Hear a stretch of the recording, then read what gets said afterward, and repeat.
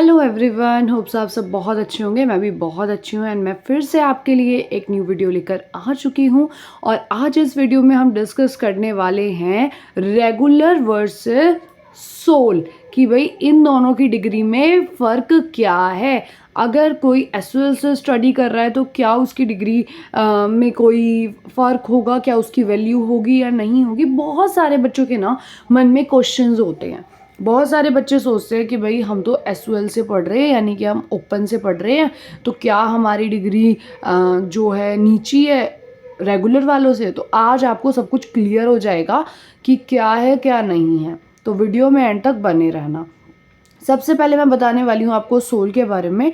एसयूएल का मतलब है स्कूल ऑफ ओपन लर्निंग, यानी कि ये एक दिल्ली यूनिवर्सिटी में ही ये एक ऐसी जैसे कि मानो आप स्टूडेंट हो और आपको अपनी पढ़ाई के साथ साथ आपकी मतलब आपको बीए की डिग्री भी चाहिए, तो आपको उसके साथ साथ कोई कुछ और काम भी करना है, तो आप क्या कर सकते हो, ओपन से कर सकते हो। यानी कि आप ओनली पेपर देने जा सकते हो, कॉलेज जाओ ना जाओ आपकी मर्ज़ी है। आपको आपकी डिग्री 3 या 4 साल बाद, जितने भी साल की ग्रेजुएशन होगी उसके बाद आपको आपकी डिग्री मिल जाएगी। ये तो होता है एसयूएल। थोड़ा सा बात कर लेते हैं रेगुलर के बारे में। रेगुलर में क्या होता है, आपको सेम स्कूल की तरह रोज़ कॉलेज भी जाना है और अटेंडेंस भी लगवानी है। सारे कुछ जो भी प्रोसेस होते हैं वो सारे कॉलेज के करने हैं, ठीक है। ये होता है रेगुलर। तो थोड़ा थोड़ा मैंने दोनों के बारे में बता दिया। अब हम बात कर लेते हैं एक बार बारीकी से एसयूएल के बारे में कि एक्चुअल में ना एसयूएल है क्या, एसयूएल की डिग्री की वैल्यू है या नहीं है। देखो, एसयूएल में क्या होता है, आपकी मर्ज़ी होती है, चाहे आप गर्ल हो चाहे आप बॉय हो, कि आपको अपनी डिग्री कहाँ से लेनी है। आपको रेगुलर कॉलेज जाना है या फिर सिर्फ संडे संडे कॉलेज जाना है। तो बहुत सारे बच्चे प्रेफर करते हैं कि हम संडे संडे जाए या फिर कभी कभी जाए, मतलब संडे भी ज़रूरी नहीं है, क्या पता संडे को बिज़ी हूँ। तो मर्ज़ी होती है एसयूएल में कि आप कॉलेज जाना चाहते हैं या नहीं। अगर आपको टाइम लगता है तो आप चले जाइए, अदरवाइज आप ना भी जाइए, आपको ओनली अपने एग्ज़ाम्स देकर डिग्री मिल जाती है, ठीक है। बात कर लेते हैं सोल की डिग्री के बारे में। तो सोल की जो डिग्री में मार्क्स होते हैं ना, वो बस थोड़ा सा ऊपर नीचे हो जाते हैं, क्योंकि रेगुलर के स्टूडेंट्स का क्या होता है, वो रेगुलर जाते हैं तो उनको अपने असाइनमेंट्स बनाने पड़ते हैं, वाइवा देना पड़ता है, बहुत सारी ना उनको फॉर्मेलिटीज़ करनी पड़ती है। उसकी वजह से क्या होता है, उनकी जो परसेंटेज है ना वो थोड़े एक्स्ट्रा मार्क्स की वजह से थोड़ी हाई हो जाती है, ठीक है। बट जो एसयूएल के स्टूडेंट्स होते हैं उनका कोई वाइवा नहीं होता, कोई भी उनकी वाइवा नहीं होता, कोई भी उनका असाइनमेंट नहीं होता। तो उस वजह से क्या होता है, उनके जो वो एक्स्ट्रा मार्क्स होते हैं वो कट जाते हैं, वो उन्हें नहीं मिलते हैं, ठीक है। अब इस वजह से आता है डिग्री में फ़र्क। अब बात कर ली जाए कि 12th में कितने मार्क्स चाहिए इनमें एडमिशन लेने के लिए। सो अगर आप लेना चाहते हो एसयूएल से, चाहे आप गर्ल हो चाहे आप बॉय हो, तो अगर आपके 33% भी आ गए ना, मतलब अगर आप अपने एग्ज़ाम में पास भी हो गए ना सिर्फ, तो भी आपको एडमिशन मिल जाएगा। अगर आप पॉइंट पे भी पास हो ना तो एसयूएल से आपको एडमिशन मिल जाएगा। यानी कि कोई भी बच्चा रहेगा नहीं, पढ़ाई करने से, अपनी डिग्री लेने से कोई भी बच्चा चूकेगा नहीं, ठीक है। आपको एसयूएल में एडमिशन मिल जाएगा।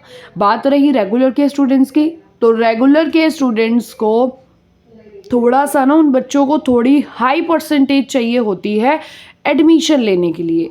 ऐसा नहीं है वो पॉइंट पे पास हुए, 50%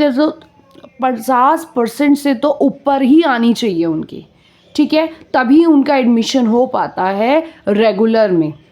अदरवाइज ऐसा नहीं है कि रेगुलर में किसी भी बच्चे का एडमिशन हो जाए, नहीं, ठीक है। उसमें उन बच्चों का एडमिशन होता है जिनके 50% या 60% से ऊपर मार्क्स होते हैं।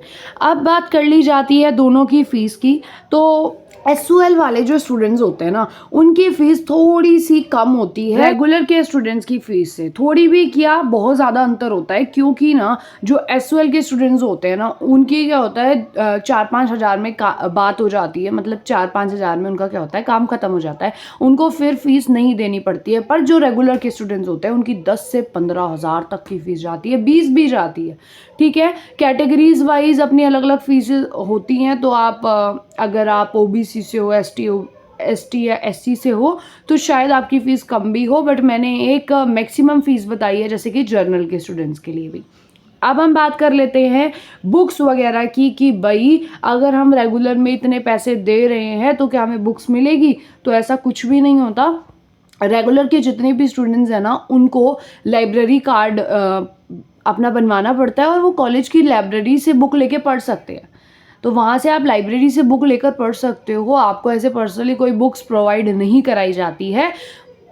और जो SOL के स्टूडेंट्स होते हैं उनको सपोर्ट मटेरियल्स दिए जाते हैं दिल्ली यूनिवर्सिटी के तरफ से। और अभी फ़िलहाल में आपको पता भी होगा इसी बारे में प्रोसेस चल रहा है, बच्चे अपॉइंटमेंट्स ले रहे हैं अपने सपोर्ट मटेरियल्स लेने के लिए।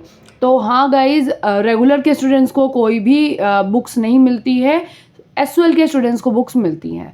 अब बात कर ली जाए कॉलेजेस की, तो जो डिग्री आती है ना आपकी, देखो डिग्रीज़ की तो दोनों की उतनी वैल्यू होती है, बस मैंने आपको बता दिया मार्क्स का अंतर हो जाता है कि भाई रेगुलर के बच्चों को थोड़े एक्स्ट्रा मार्क्स मिल जाते हैं क्योंकि उनका वाइवा असाइनमेंट वगैरह होते हैं। SOL के बच्चों के थोड़े से एवरेज जो है वो नहीं आ पाती है इतनी, ठीक है, 50% के आसपास बच्चे ले पाते हैं। अब बात कर लेते हैं, मैं आप बात कर रही थी जो SOL के स्टूडेंट्स होते हैं ना, उनको कोई भी चीज़ मतलब उनको बुक्स वगैरह मिल जाएगी, सपोर्ट मटेरियल मिल जाएगा, वो बात ठीक है, बट उनको ना कोई भी सपोर्ट नहीं मिलता है। इट मीन्स मतलब जो SOL के स्टूडेंट्स होते हैं ना, उनको कोई टीचर्स नहीं होते। देखो उनका कोई एक पार्टिकुलर कॉलेज नहीं होता कि भाई हाँ उनका ये कॉलेज है, नहीं। जो उनको उनकी मिलती है ना मार्कशीट मिलती है, उस पर क्या लिखा होता है, स्कूल ऑफ ओपन लर्निंग। उस पर कोई कॉलेज का नाम नहीं होता है, पर रेगुलर के बच्चों का एक कॉलेज होता है, एक टीचर्स होते हैं, तो उनका नाम होता है। मतलब जो आप मार्कशीट लोगे ना, जैसे कि आप सपोज करो जैसे मेरा कॉलेज है जीसस एंड मैरी कॉलेज, तो मैं अगर रेगुलर की स्टूडेंट हूँ तो मेरे पे लिखा आएगा Jesus and Mary college Delhi university मेरे रिजल्ट पे। पर जो SOL के बच्चे हैं जो ओपन से पढ़ाई कर रहे हैं, उनकी डिग्री पे ऐसा कुछ भी मेंशन नहीं होता है, स्कूल ऑफ ओपन लर्निंग सिर्फ लिखा होता है और वैल्यू दोनों की ही बराबर होती है। बट क्या होता है कि जो SOL के बच्चे हैं उनकी थोड़े से मार्क्स कम हो जाते हैं, वो चीज़ मैं आपको बता चुकी हूँ। रेगुलर के स्टूडेंट्स का क्या है, उनके अपने टीचर्स होंगे, जैसे स्कूल में होते थे ना, क्लास टीचर्स होते हैं और अपना सब कुछ होगा, मतलब कॉलेज में जाएंगे उनकी हर एक क्वेरी सॉल्व होगी। बट SOL को क्या है, वो तो जाए ना जाए किस कॉलेज में उनका सेंटर पड़ जाए क्या पता। तो क्या करते हैं वो बच्चे, उनको दिल्ली यूनिवर्सिटी के ऑफिस से बात करनी पड़ती है, मेल्स करने पड़ते हैं जिनका रिप्लाई इजीली नहीं आ पाता है। तो इसीलिए SOL के बच्चों को थोड़ी सी प्रॉब्लम होती है, बट दोनों की ही वैल्यू उतनी है।